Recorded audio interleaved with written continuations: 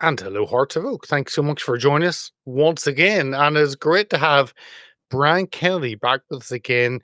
He was with us. Actually, I strolled through on our a couple of our videos, and I was looking through our parlor, and actually, he was our first guest that we actually posted on Play TV on Parlor, which is one of the many social media platforms that we use. But that was the end of December, really.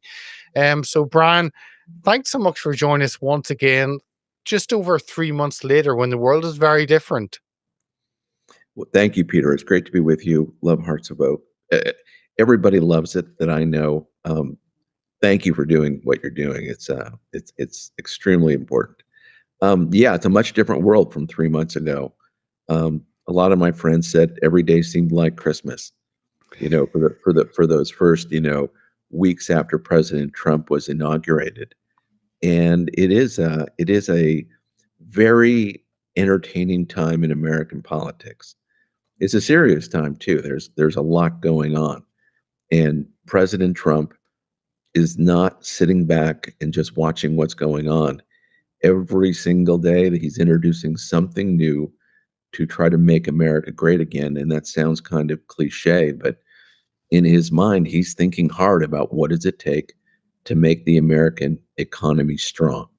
What does it take for Americans to have jobs? And so he's been relentless about this these last 3 months, especially Well, the last 2 months as president. And I think I was talking to some colleagues yesterday, and it seemed almost like of all the things that are going on, I'm sure we're missing some on a daily basis because he's not even promoting certain things; he's just doing them. Then people are discovering it like a week later. He signed something or passed something or had something, and so that's exciting for the country, and I would say by extension the world.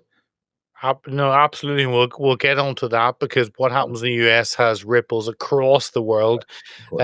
and huge implications for not only here in the UK but across Europe.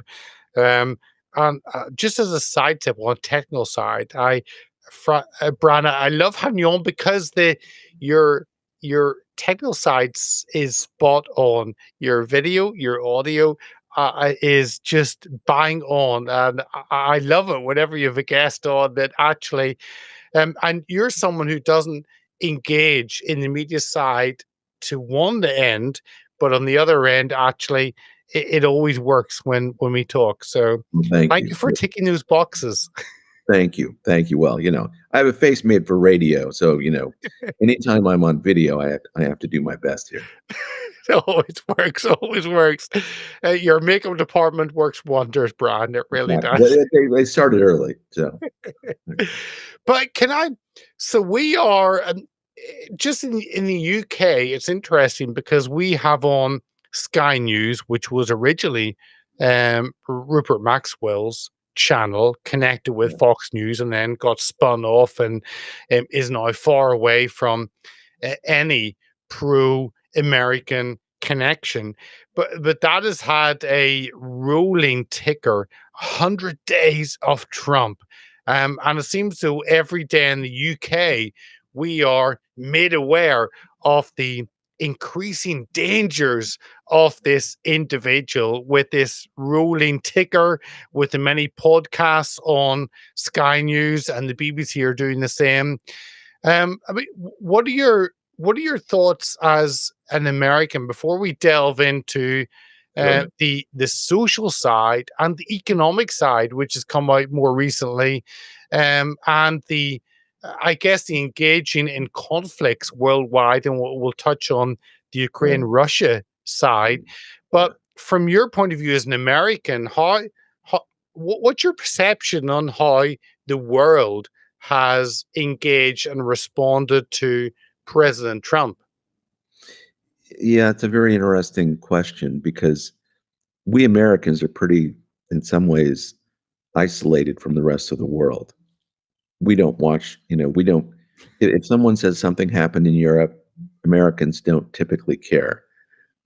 If something happens well, I know we'll talk about Ukraine, but the Americans are not hung up on any of this. They won't know Ukraine on a map. They often say Americans aren't good in geography. Um, we're not good in geography unless we have to go fight a war. Then we get pretty good at it. Well, the UK is you just go east and cross Right, over, and you'll hit right, us right, maybe, although we're quite small. right, right. Well, look, Americans rightly live in a republic here in this country, and they're thinking primarily how to live their own lives. We shouldn't have to think about politics as much in this country as we do. We should have a much more stable system than we do. Or you might say the system is stable, but our politics have gone crazy.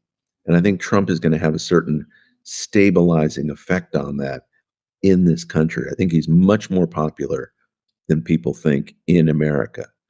And so the Europeans are looking at all this and wondering what he's going to do to disturb the global order. But Americans don't really, I won't say they don't care. They do care at some level, but they send people to Washington to figure these things out. And so they don't think about these things themselves all that much. They're focused on running their businesses, raising their family, going to church on Sunday, coaching little league, all these things that are part of life in America. And we are our, we're not an island nation like Great Britain, but we are isolated over here, and we have the blessings of having a continent with Mexico and Canada to be relatively stable allies. And so we're protected by those two oceans. And so we focus primarily on making this country everything it can be. Now, I know the Europeans, I think President Trump for the Europeans is just good TV because he himself is good TV. He was arguing, was it Zelensky he was arguing with when he said this is going to make good TV, right?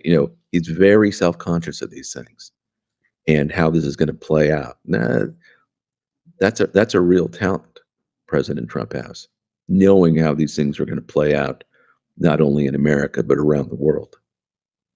No, absolutely, and I think CNN, MSNBC also have missed the Trump effect on their ratings. And as much as they may be full on Trump derangement syndrome, they do miss the ratings that only Trump can bring. So we'll see how that develops in your Right. US media side. But I mean, you've the focus, my perception, please correct me and give your thoughts, but the Yeah. focus has been on a cultural pushback.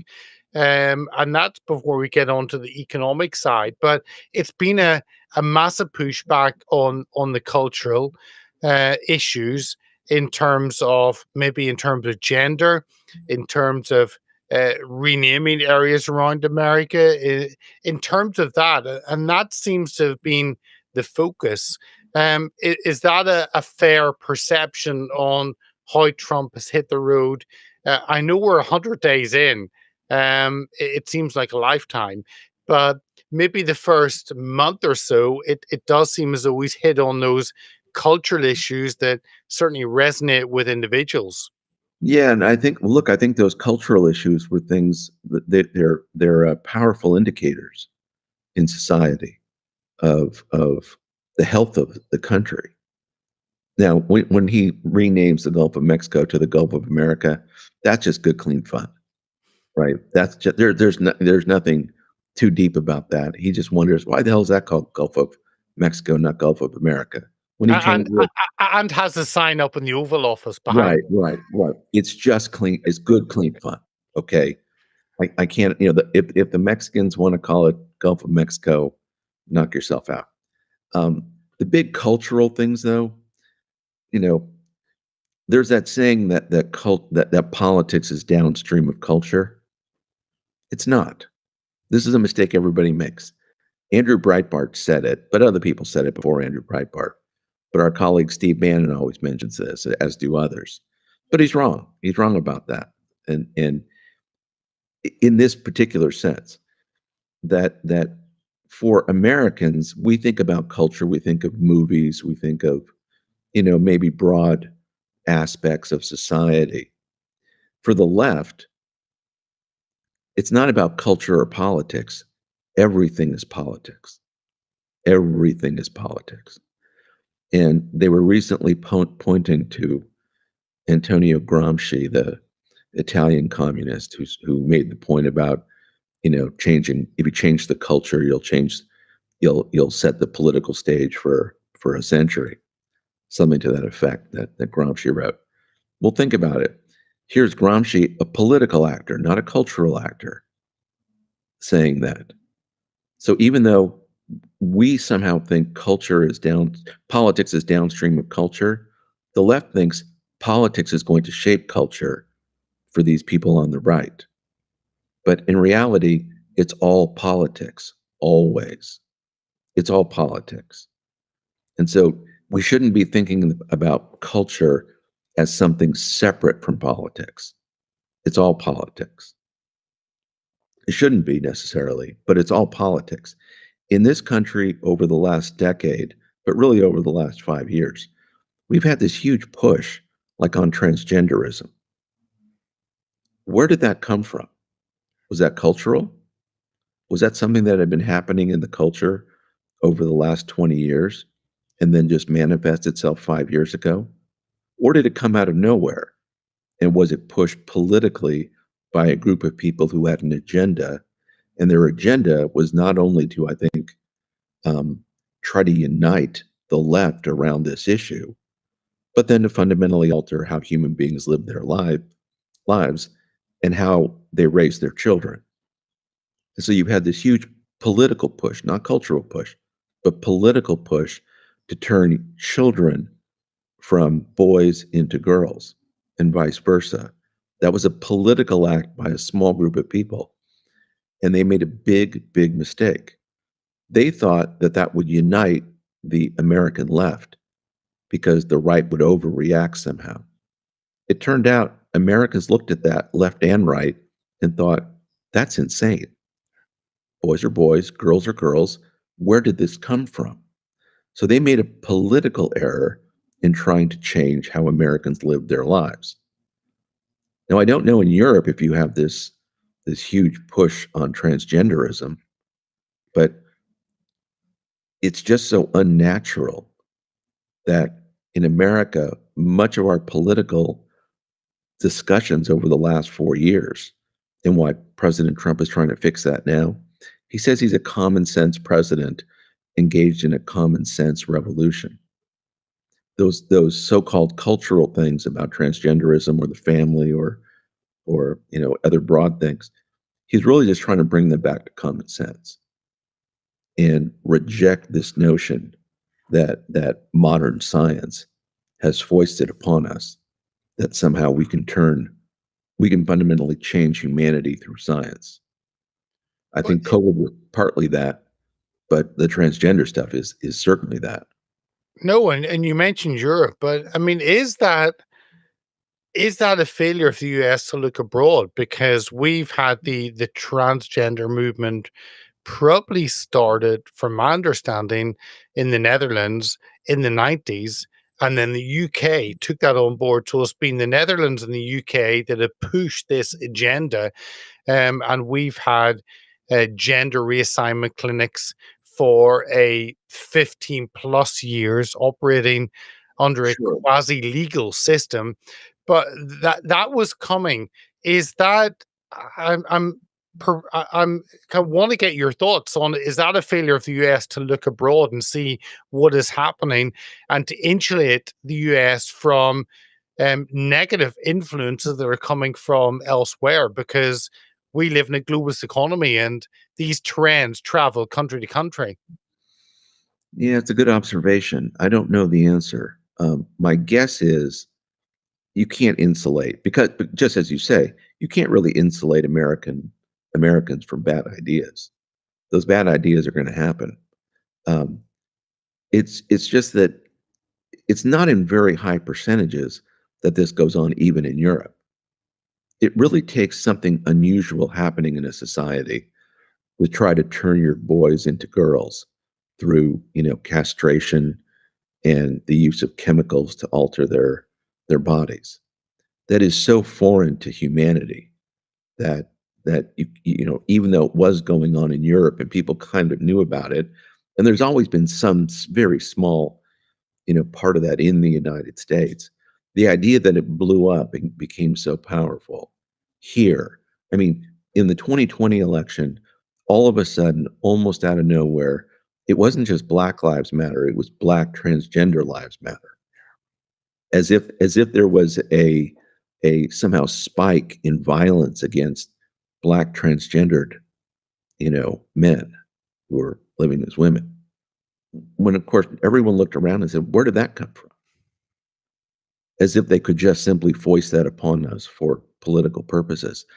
I will say I'm a huge fan of C.S. Lewis, and one of my favorite. I mean, his whole space trilogy I think is simply brilliant. But you look at that hideous strength, and you see a world where people are willing to alter humanity in rather fundamental ways, and they do so basically because of demonic forces operating in England at the time, but presumably globally at the time. I think we were living through that hideous strength for the last 4 years, last 20 years, maybe still to this day. These things are very powerful. There's some very dark forces at play throughout the world and in the United States, where otherwise sensible people have embraced something that is so unnatural. And a lot of people just, I meet people all the time that say, this just seems demonic to me, demonic. And people out of nowhere will say to me, have you read C.S. Lewis? So they look to a man who wrote Christian allegories to try to understand the world they're living in today, because it's hard to explain. And thankfully, I think Americans are waking up to the notion that this is not just a one-off, but a more serious problem in society. But I think one, by the way, and this will probably be true of Europe too, that discredits both social science, the people who are advocating it on a broad level, but real science, or medical science, let's just say, doctors who are allowing this or encouraging this to happen. And to that extent, that should be a great worry to people, that the kind of science we actually need at times, not always, but at times, is being discredited. And I see a big push in this country, by the way, towards natural medicine and natural healing. And I think that's in no small part because medical science, big pharma especially, discredited itself here in the United States over the last decade. And witness the fact that Robert Kennedy Jr. is the Secretary of Health and Human Services, someone who thinks vaccines are dangerous. Even though he believes in vaccines, he thinks some of them, many of them, not all of them, are not manufactured correctly and therefore dangerous, and that there are many, many natural alternatives to the agenda that big pharma has been foisting upon people. How about living a healthier life rather than just giving people a pill when they're overweight or when they have high blood pressure, et cetera? Well, let me pick up on that about Bobby Kennedy and his role. Um, and look, Brand, anyone who like C.S. Lewis, I'm a huge. I grew up with Narnia series, and read time and time again every 7 books of that, and of course the Cosmic Trilogy, which you referred to. And he is a phenomenon in certainly in England and worldwide, and of course grew up in Belfast. So let me put that Of in course, for my yes, Northern yes, Ireland connection. yes, yes, Um, yes. but Bobby Kennedy, what he's been given a role, and it's interesting because he is, when you look at Bobby and maybe Elon Musk, Bobby Kennedy is someone who seems to head down to get the job done. Elon Musk, maybe because of X, because of Twitter, he's someone who maybe seeks the spotlight a bit more. But Bobby and what he's been tasked with is huge. How is that actually developing? How does that engage with the media? Because Make America Healthy Again seems to be and everyone can sign up to that. And Right. yet, I'm sure your media have found ways of pushing back against that common sense idea. The media is not pushed back much yet because he's sort of building his team still, and he's still I think laying out a lot of the plans for what he plans to do. But I think in general, he's uh, he's trying to completely rethink how you divorce big pharma and a reliance on pharmaceuticals to live a better life, and really trying to point Americans in the direction of, instead of just taking pills and having surgeries, what have you, how do you lose weight? How do you eat healthier, more broadly? What is in the food supplies in this country? I mean, right now in this country, testosterone levels, and I think this is probably most of the Western world, are down 50%. Now, under most circumstances, you say stop. It's down 50%. Something's going on. What is it? Is it the food, i.e., environmental? Is it the water, also environmental? Is it vaccines, something that we've given to people? Is it the effects of electromagnetic frequencies? These are all things that Robert Kennedy talks about, and that I personally am deeply concerned about. Oh, you're taking us far down the rabbit hole. 100% agree. He's got so much on his plate. Right, but those are no small things, right?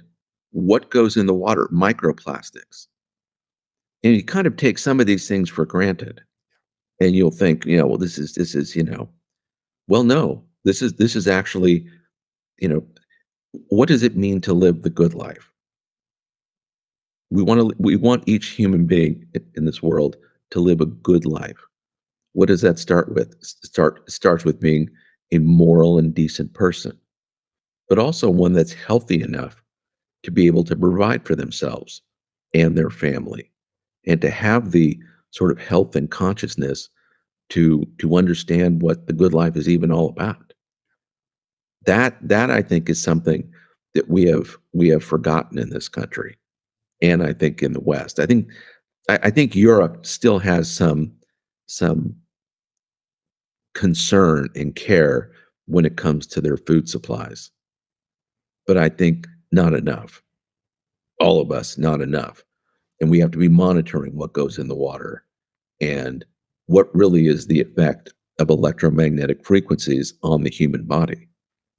These are no small things, and we may find that there's no effect. Great, let's move on. Let's figure out what that is. But in this country, we've had an explosion of cancers among young people. I'm not a medical doctor, let me just say, but just reporting this is, the health agencies report this, an explosion of cancers among young people.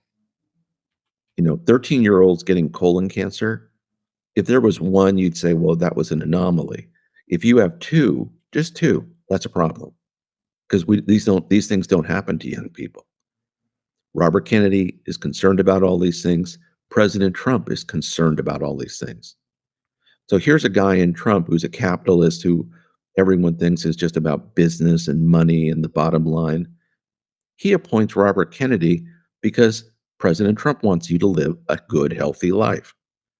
And in a commonsensical way, wouldn't a free people want to evaluate what it means to be healthy and to not rely on big pharma, which may be part of the problem, which indeed probably is part of the problem, if not the problem in all this, or certainly part of the problem anyway, let me say. And so this is a very unusual kind of administration, especially headed by a Republican who cares about all these, let's just call them holistic things that human beings should be concerned about. I think the kind of things Robert Kennedy will uncover in this country will benefit the health of the whole world, frankly. And good on him for driving in that direction, and he needs as much help as possible among the American people in doing that. No, I agree. I think this is the worldwide, and I connecting with the health, and you mentioned on cancer, and a number of friends sent me one of the latest interviews with Tucker Carlson, which was Dr. Patrick Soon-Shiong.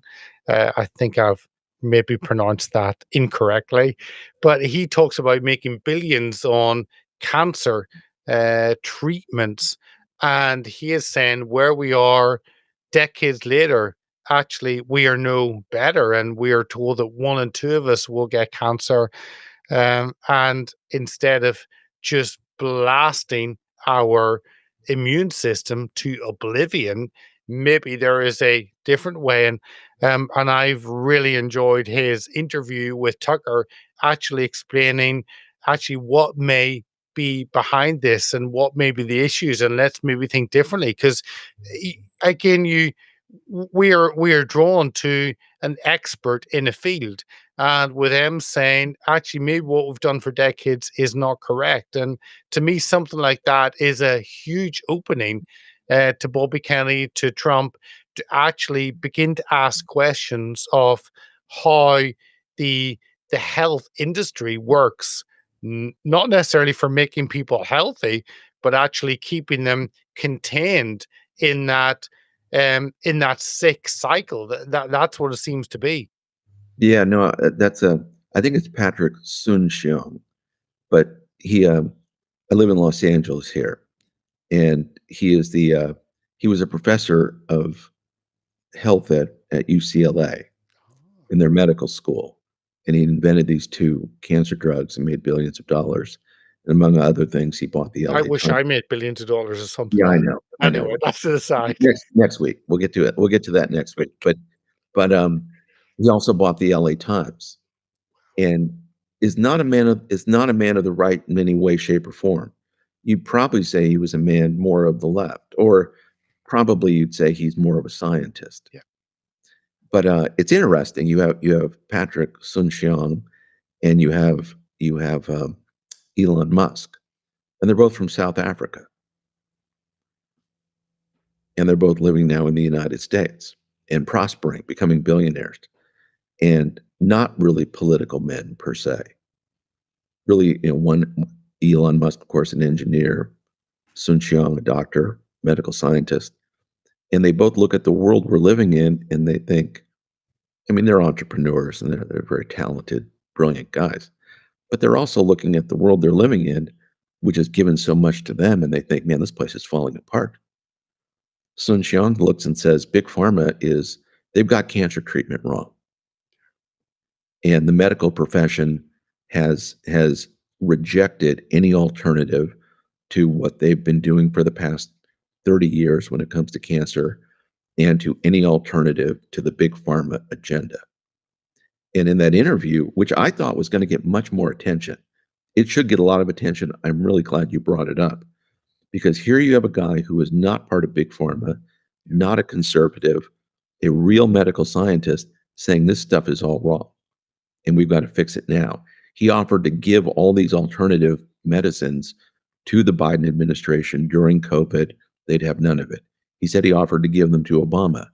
He'd have none of it. And now here he is talking to Robert Kennedy on an active basis to try to get it right. And I'd be very surprised if some of the things he was talking about won't be embraced warmly by the Trump administration. Because just in a commonsensical way, why wouldn't you try to get this right? And then you have Musk. Musk looks around the world. He's made these big investments. People aren't going to buy Teslas or anything that he produces if the American economy goes to hell. And Musk, it wasn't like Musk fell in love with Donald Trump one day. Musk just thought the country is in a very bad spot. It can't continue to spend money like this. The Democrats are driving the economy over a cliff. And this Trump guy, he makes a lot of sense. And there may have been some, what you call cultural things that drove him Trump's way within his own family, transgenderism, what have you, and just the experience of raising, I don't know how many kids he has, over 10, I think. Lots. Lots, yeah.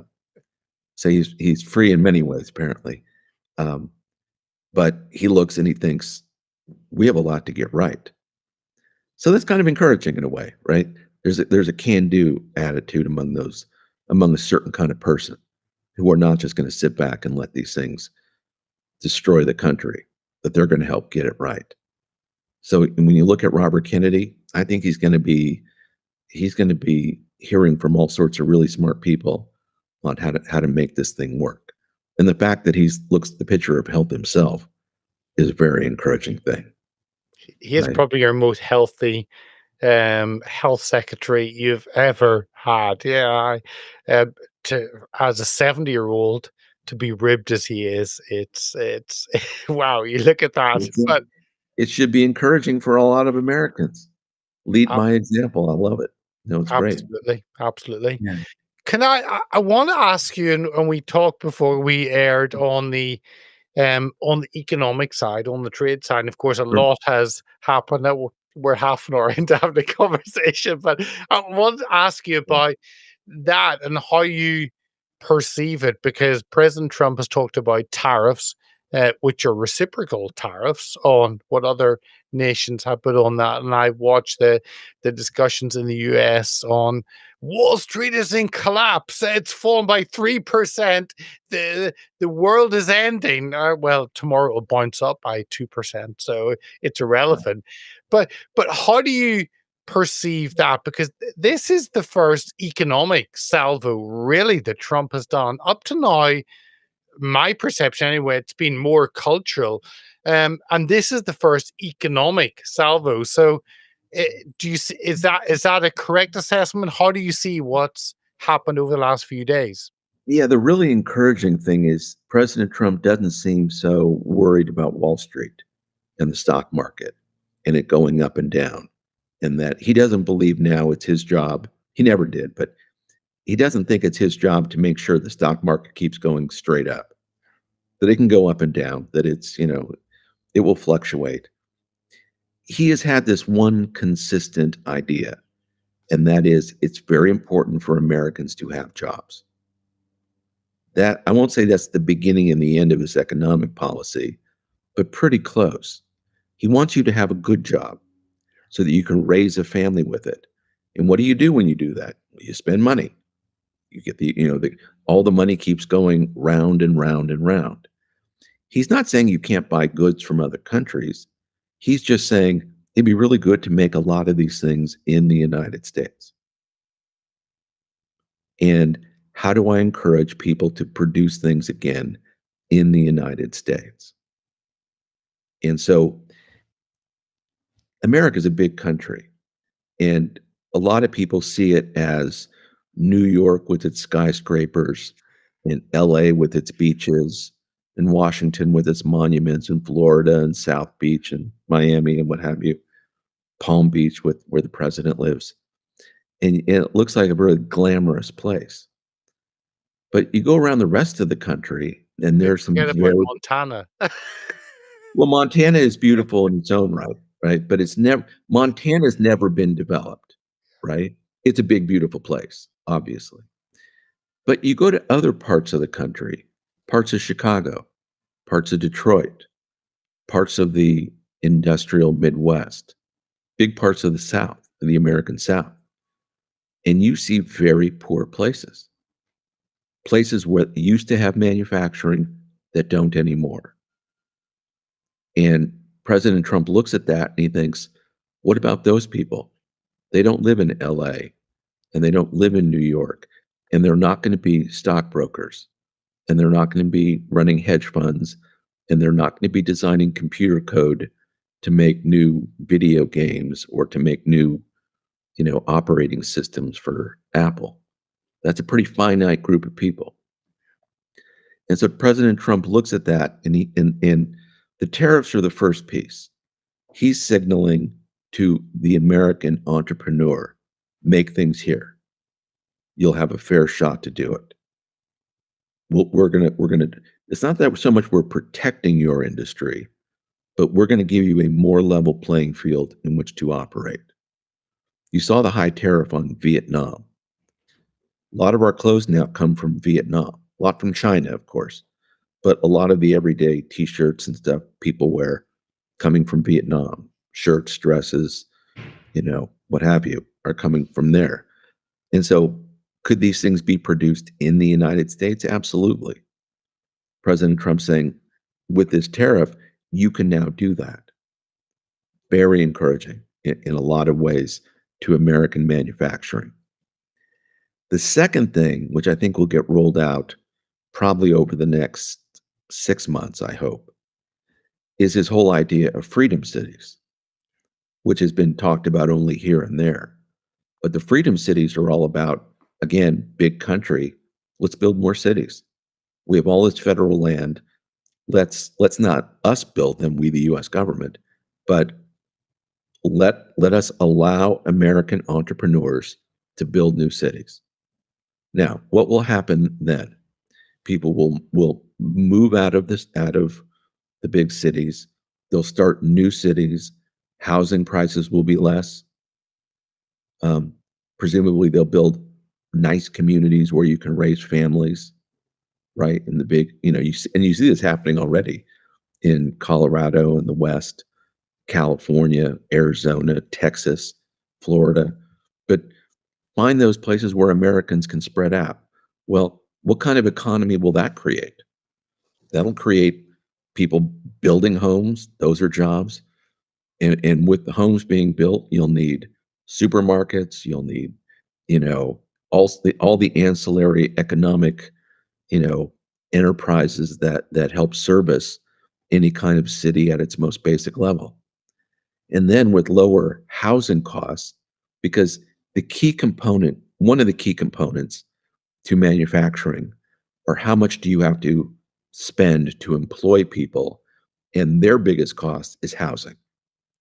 How do you lower their housing costs and then make manufacturing attractive in those places?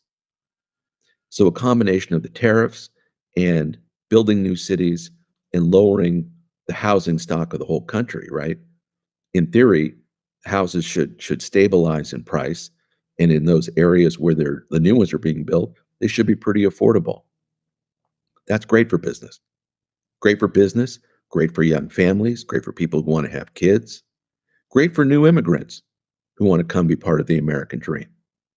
This is about fulfilling the American dream at the end of the day. Having a job, having a family, having a house, having all those things that lead to what I referred to earlier as the good life. President Trump thinks of that whole package. For the better part of 40 years, 50 years, we have been basically taking the wealth of the United States and the manufacturing base and exporting it abroad, as we well know. And in that process, we've taken away from people who used to work in those jobs their chance for the American dream. If you're smart, and there's a lot of smart people still in this country, thank God, you're going to be working for hedge funds, and you're going to start new businesses already, and you're going to start, be computer coding in Silicon Valley and making movies and drilling for oil and all the things that make America prosperous. But that's only a small percentage of the economy that are capable of doing that. Other people have to be able to work for those entrepreneurs who are willing to risk their capital to start new businesses that, again, by new businesses, not just like restaurants and, yogurt shops and these service things, but actual manufacturing where you're taking a raw materials, and making a product that sells in a market. That's where real wealth is created. Service economies, I would humbly argue, mostly trade dollars between people, whereas manufacturing is creating real wealth because you're taking a raw material that's only worth so much and turning it into a finished product that people in a free market want to buy. That's where real wealth is created and where you're able to, therefore, employ people at a much higher wage to produce continually better products. And that's the thing we used to do that we don't do now. That really does inform how President Trump thinks about all this. He wants those people back. And he thinks, there was a globalist system for many years, obviously, that thought it would be just good for the world to have all those people make that money rather than us. And No, that didn't happen. absolutely, and I'm in the UK, which is a service industry, but I'm up for building a new town. I think my preferences may be for West Virginia and Texas. So I'm up for partnering with you, Brian, and maybe doing some kind of utopian establishment town somewhere in one of those two. And I know you're far away from those two. Yeah, I'm far away from those 2, but, like, for instance, right now, I'm wearing a pair of Crockett& and Jones shoes that are made in England, and they're my favorite shoes. I have a bunch of them, and, my wife makes fun of me for it. But they're made in England, and they're made by craftsmen who have a great deal of pride in what they do, and they're very, very high quality. And my guess is the people who work at that factory are doing pretty well. Okay.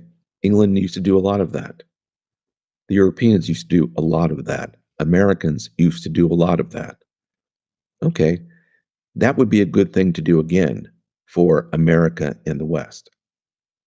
And if we think that the only thing that matters is producing low-cost goods in China or in Asia, and then being able to buy a lot of things, that I think is not so good. I think it's better to buy a few quality goods than a bunch of low-quality goods. John Adams worried about Americans buying baubles, meaning things that were not really important for their way of life. Like Temu. Yeah, yeah, yeah, exactly. Yeah, just seeing something online for $5 and then going and buying it, and filling your house full of a bunch of things that are not exactly absolutely necessary, Oh, I and spending a lot of money on it rather than producing those things, in your own country that you absolutely need, like and cars, etcetera. I know, and I hope that what is the focus on President Trump actually has an impact on not only the UK but Europe, that have actually shipped out a lot of the manufacturing elsewhere, and maybe they will think actually there's a positivity to actually having manufacturing in your own backyard. Then you don't have to bring it from the other side of the world. But Brad, I can't let you leave without asking you about um, the global situation in terms of war, in terms of what we've looked at Ukraine and Russia. Obviously, you've got really a tinderbox still in Israel, but that has been there since 67, since Israel was there, and 3,000 years before. So that is a long history. Maybe Right. the conflict with Ukraine and Russia is is a little bit newer. And President Trump has talked about actually solving these issues. With Israel, it's a little bit difficult because you have, and we've had Robert Spencer on many times, and you look at Islam being the crutch of that problem. In terms of Ukraine and Russia, it is more about land, and that's why maybe can be discussed a little bit more. And President Trump has talked about having a peace deal. We saw Zelensky ejected from the Oval Office fairly quickly, and the horror of the Europeans saying, "Oh, how dare you treat someone like that?" And President Trump saying, "Well, maybe you should turn up in a suit." That may be a response to that. But how do you see that development? Because the Europeans have largely funded that proxy war against Russia, and the US under Biden have been very much part of that. And President Trump seemed to have said enough is enough. How do you see that develop? Because there's a huge conflict. Yeah, no, it's a very important point. It's not that President Trump doesn't care about the Ukrainians, and it's not that he trusts the Russians. Like all this stuff about Vladimir Putin, I mean, everyone, this is a roundabout way of answering it. President Trump would call it the weave. But the one way of thinking about it is everybody accuses President Trump because he doesn't want to engage in a full-on war, a land war with Russia. Whatever President Trump says, they become Putin talking points. And then whatever his critics say, this is just, apparently the truth sent down by God. That, obviously America and the West should risk thermonuclear war to defend the Ukrainians. Okay. When you look at everything that's going on, President Trump is simply saying, we're not going to stop the Russians. We're not going to engage in thermonuclear war to get Russia out of parts of Ukraine. That doesn't make sense.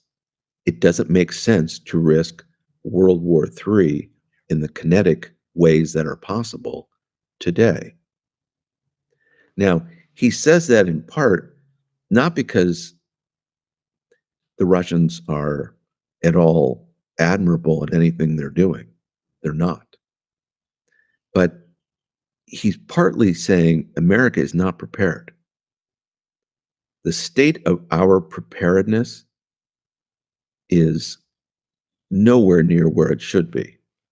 We were talking about that I had mentioned to you that interview with Andrei Ilyanov with some British interviewers, and he was describing the fact that the NATO countries, including the United States, produce only 25% of the munitions that the Russians do. Well, that's interesting, isn't it? America is a big country with a huge industrial capacity. The European countries have industrial capacity. In Russia, who we always think of as kind of backwards, they're outperforming the West by a lot, the NATO by a lot, which might mean that they're serious about this. The Russians are producing advanced aircraft. They're producing advanced nuclear weapons. They have cruise missiles. They have hypersonic reentry vehicles that they can equip with nuclear weapons. The Russians care a lot about war and winning wars. And even when they fight wars and lose a lot of people, they have capacity for doing a lot of things. And they're in a strategic alliance with Communist China. The Russians are. And President Trump looks at all that and he thinks, interesting. When's the last time we tested our nuclear weapons? 1992. And we think, I wonder if those things work. How are we in producing aircraft? He just introduced a new aircraft, the F-47, that is going to be just fabulous. It's going to be fabulous probably when he leaves office, not while he's president, making these hard decisions. President Trump thinks these nuclear weapons are a bad thing. The Russians have them, a lot of them, more than we do. And the Chinese have an untold number of nuclear weapons, right? They keep using a low number, but I believe that they have a very high number of nuclear weapons now because they have the industrial capacity and the wealth to do so. So what does President Trump say? We need a Golden Dome missile defense for the United States. And we need to operate that and build that quickly and do everything in our power to make that a reality. He's also underscoring the fact that we don't have one today. We have a very limited missile defense in this country today that can stop one or two missiles launched from North Korea. We cannot stop Russian missiles launched at the United States. We cannot stop Chinese missiles launched at the United States. We could not stop an Iranian missile launched from a ship at the United States. We can't stop those because the elites in Washington within our defense establishment didn't think that was important. And the Democrats who were controlling all those things while in power didn't fund them, didn't believe in them, believed in leaving us exposed to ballistic missile attack. This is an important point for your audience. The Russians today have 7,000 interceptors around Moscow, ballistic missile interceptors around Moscow that will defend 75% of the Russian population. So that if war comes, they're pretty confident they could survive that war. So much so that we might be deterred from using weapons against them. The Chinese have a crude but effective missile defense. It should be it should be at least estimated because they with such close alliances with Russia could certainly replicate that kind of a missile defense in their country. But they also have the ability to send large parts of their population into underground shelters in the event of nuclear war. And they have the capacity to launch nuclear weapons. Okay, everything I've said is an open source kind of understanding of this that we talk about. I'm chairman of the Committee on the Present Danger of China. I'm also a member of the Independent Working Group on Missile Defense and have been for 20 years. And it's not that I'm so interested in these things from sort of a military point of view. I'm more interested in them from what does it take for America to survive? Just sort of in a commonsensical way. I have no sort of fixation on this stuff, but how do you defend America? And there is this glaring omission when it comes to missile defense. Reagan talked about it in '83. He said it's better to prevent a nuclear attack than to retaliate against one. Straight common sense. Margaret Thatcher agreed. And yet here we are today, vulnerable to ballistic missile attack by communist China and Russia, and to a lesser degree, Iran and North Korea. President Trump, when informed about all this, he was a business person. He thought that the great minds in Washington were dealing with this. When he learned that they weren't, what did he start in his first administration? The Space Force. And then we have 4 years of the Biden administration engaging in a very provocative war with Ukraine, in Ukraine with the Russians. I think President Trump would have just logically thought, well, okay, if these people are going to engage in this kind of a war so provocative to the Russians, they would at least carry on the Space Force, and they should be at least investing. They're spending a lot of money. They must be building a missile defense. Because why would you engage in war with a nuclear power and not have a missile defense? And of course they didn't, because they don't believe in it. Joe Biden never believed in missile defense. Of course, the Russians believe in it. The Chinese believe in it. The only country that doesn't believe in it is us, the United States. And so what's one of the first things he mentioned? He did it last week. The whole idea of a golden dome, a missile defense that will defend the United States, that will eventually be able to defend also our allies. Okay, once you're able to do that, you're in a much better position to start supporting Ukraine or to influencing events throughout the world. Now we may get in a war before then, before that missile defense is built. But I think everything President Trump is doing diplomatically is designed to buy us as much time as possible to build that missile defense, to build our armaments, to build our Air Force and our Navy, and make sure that's first rate. We may not have the time. We may be forced to do it before then. But if there's a strategic objective, it is to be as prepared as possible. World War II, America gets attacked at Pearl Harbor. It takes a while to respond, doesn't it? It takes a few years to respond to the Japanese because you're not prepared. You lose a lot of your Navy, at Pearl Harbor. So you have to rebuild. Right now, we're at a point where we are rebuilding. And if we can build that missile defense for America and our allies, we will be in a much better spot to secure the peace that we would like to see throughout the world, that President Trump would like to see throughout the world. Because he looks at the war in Ukraine and just thinks the Russians are not going to give it up. In the Ukraine, people make all sorts of strategic mistakes in war. It would be a horrible thing if we engaged in a nuclear war with the Russians or the Chinese. It'd be an awful thing, be a stupid thing. But who knows? It might come to that. And we like to make sure that it doesn't come to that. And to the extent that we're prepared, and it may take a few years, may take 6 months, If I were running the Missile Defense Agency, I'd have something up in 6 months. I'd put Elon Musk and Palmer Luckey, two genius engineers we have in this country, put them on the job of putting up some limited system. With enough money, they could do it, and they could do it quickly. If you want to do it bureaucratically, it'll take a decade. President Trump is being presented with these options as we speak. And at the Committee on the Present Danger China, we've been encouraging a rapid building and deployment of a missile defense system, just for pure commonsensical reasons. Yeah. And so I'm encouraged. It's one of the things I'm encouraged most about.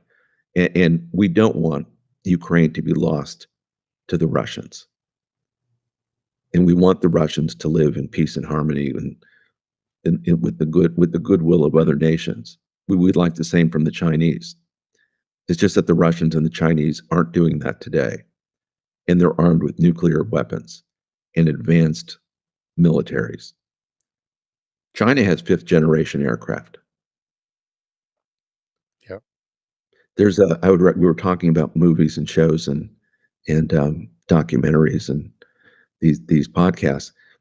There's a Chinese movie called Born to Fly that I'd kind of recommend. It's like their version of Top Gun. And it came out, I think, 2 years ago now. But it shows a China that believes it can build advanced aircraft, and they can, and have very sophisticated pilots, and they do. And their pilots are all engineers. And in the movie, they're all surfing on the beach, and they all have pretty girlfriends, and it's literally like Top Gun, the Chinese version of Top Gun. But they're showing it to their people. Very popular in China. And what are they signaling? That if you work hard, you can be an engineer, you can be a pilot, you can fight for the fatherland. You can be, a Top Gun. We can be a great country, we communist China. We can be rulers of this earth. So when we look at culture, that's an interesting cultural thing. I'll say that's a cultural reference. But it's a very political thing by the Chinese Communist Party to produce, right? Is that a cultural message or a political message? They're signaling to their people that war may come and that we're going to be ready to fight it and that we are serious. And, the only thing I'll say about the movie is, the pilots are happy, they're handsome, they're hardworking, they're energetic to be the best. That's China today. And that is not something to be discounted because much of the West is fixated on things that don't really matter much in the great scheme of things. Whether it's, consumerism or transgenderism or any of these sort of strange fixations we've had lately, that now is the time to get serious. And one of the virtues of Donald Trump is he sees the world in a serious way. Much more serious, I think, than anyone else in my lifetime. And he does so during a period where a lot of Americans are not, they don't have a great understanding of that. They don't think their civilization can be lost, but it can. And so it's rebuilding intellectually the country. Is Trump never says that, but it's really what he's doing, rebuilding the country intellectually to appreciate that this is a good country and a great country, and that unfortunately it can be lost if you don't take it seriously. Absolutely. And Brian, I love your work on the Committee of Present Danger of China. And I think Pete Hegsworth is got a huge role in fixing and restoring US Right. military. And I watched that F-47 press conference. Personally, I would, as a plane buff, I would like to be an Air Force one day, but well, I don't know if I'd like to be in an F-47 on the back. I'll stick with Air Force One. But Brian, thank you so much for your overview. So much happening. And I love what you bring to War Room. You bring something so different to Steve. That actually Steve is very much bombastic. Let's burn this to the ground. You're very different, and I love that which MAGA brings those different voices to the conversation. So thanks so much for joining us today. Thank you, Peter, and thanks for everything you're doing. It's always a pleasure to be with you.